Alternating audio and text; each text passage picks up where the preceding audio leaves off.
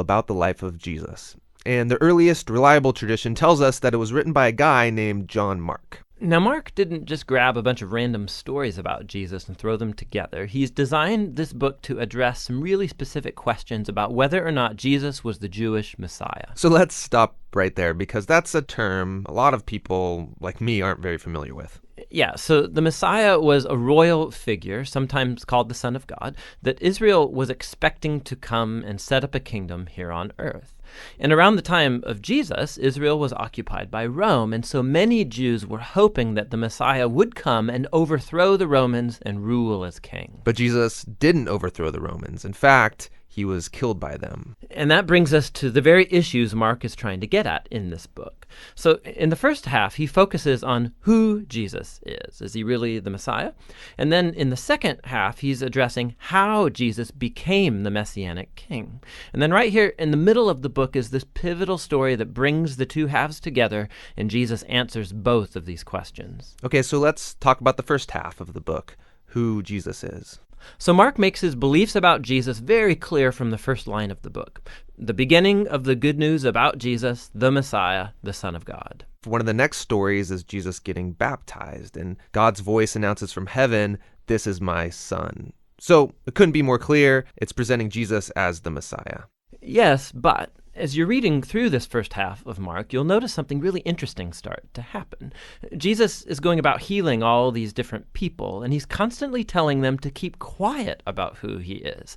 This happens so many times in Mark's account, it's very strange. Yeah, why keep it a secret? So remember, lots of Jews had lots of different expectations about what the Messiah would be and do, and so Jesus doesn't want people to misunderstand what it means for him to be Israel's Messiah. And so with all that in mind, we come now to the pivotal story at the center of the book, where Jesus takes his disciples away and he asks them, "Who do you all say that I am?" And Peter says what everyone's been saying, "You're the Messiah, the Son of God." But then something new happens, because Jesus starts explaining to them how he's going to become the Messianic king, and it is not what they expected. He says he's going to suffer and die and rule by becoming a servant, or in his words, the Son of Man did not come to be served, but to become a servant and to give his life as a ransom for many. Peter is startled by this, and he rebukes Jesus because there's no way he's going to let Jesus die.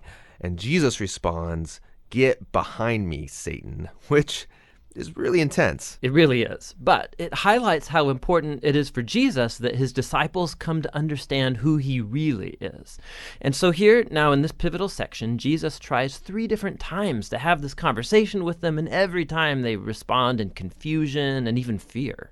Okay, so this launches us into the second half of the book, where Mark addresses the question of how Jesus becomes the Messianic king. It's the last week of Jesus' life. He goes to Jerusalem, gets in conflict with the religious leaders, and gets arrested. And he's put on trial as someone who's claiming to be the king of the Jews. He's even given a crown and a purple robe like a king would get, but it is all a cruel joke. Then he's mocked and beaten and hung up on a cross where he dies. And it's here in this crucial scene that we meet a new character. A Roman soldier Who suddenly gets everything that's going on. He says, "Surely this is the Son of God." Which is crazy. It's an enemy who's first putting it all together, that Israel's Messianic king is the crucified Jesus. That's the structure of the book of Mark. But the book doesn't end with Jesus dead on the cross. No. So on the 3rd day, some women go to visit Jesus' tomb, only to find that it's empty. And then there's this angel standing there, instructing them to go and tell this good news that Jesus is alive from the dead. But instead, they run away and they don't tell anyone because they're afraid, and that's how the book ends. Which is a really abrupt ending. Yeah, it's so abrupt that later scribes did add an ending that brings more closure to the story. And you'll find that story in your Bible with a little footnote that says it was added much later. But Mark's a brilliant storyteller, and he's intentionally ended this book abruptly. So all through the book, the disciples have been confused about Jesus' plan to give up his life, the story in the middle, and now right here at the end. It's like Mark is acknowledging just how startling this claim really is. And he wants you, the reader, to wrestle with it for yourself. Is this crucified Jesus really the Messiah that they've been waiting for?